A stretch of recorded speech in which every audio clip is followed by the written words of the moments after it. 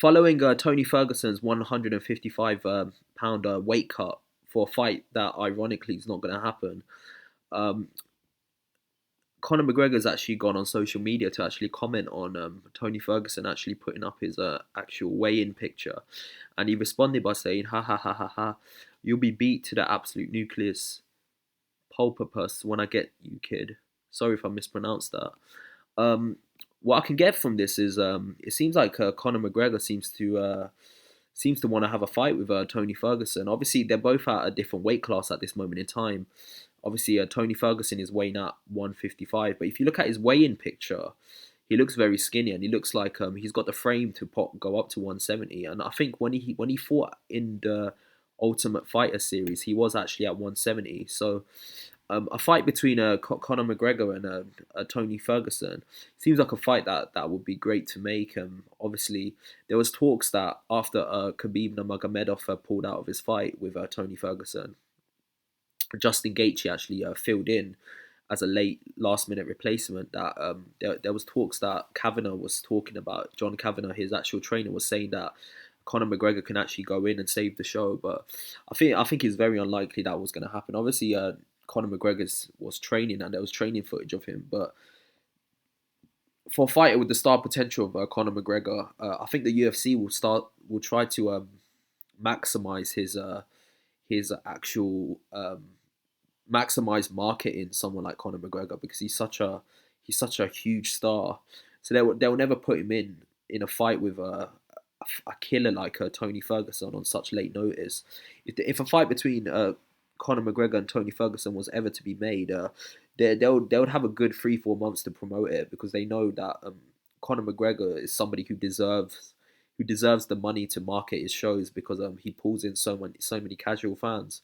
But one thing I would say though, like if after Tony Ferguson, if he beats Khabib Nurmagomedov, it only makes sense for him to go up to welterweight, because obviously he is one of the at that point, if he beats Khabib, he's the greatest lightweight that's ever lives, and it seems like he kills himself to make that particular weight. If you look at the weigh-in pictures, he does look very drained.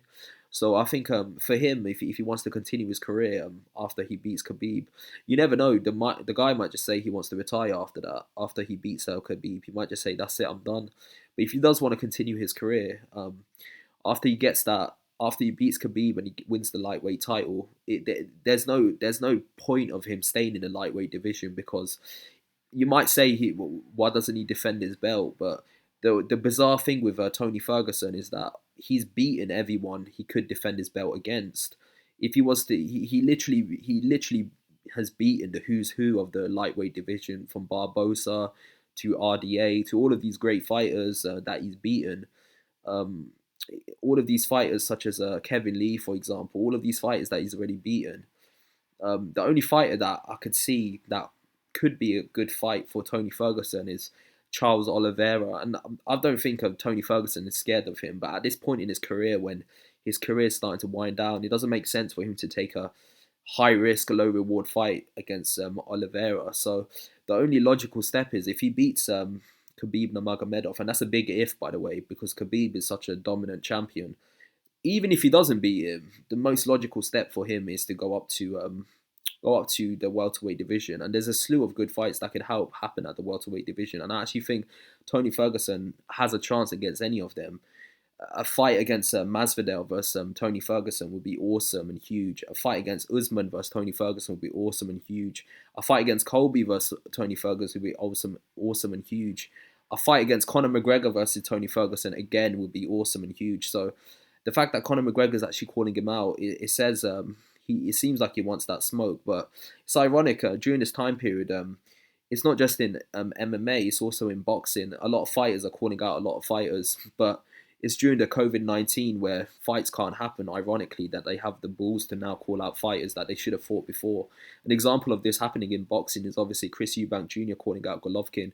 When the fight was actually close to being made, he didn't want that smoke. But as soon as this pandemic happens and fights are cancelled in the foreseeable future, all of a sudden he wants to fight Golovkin.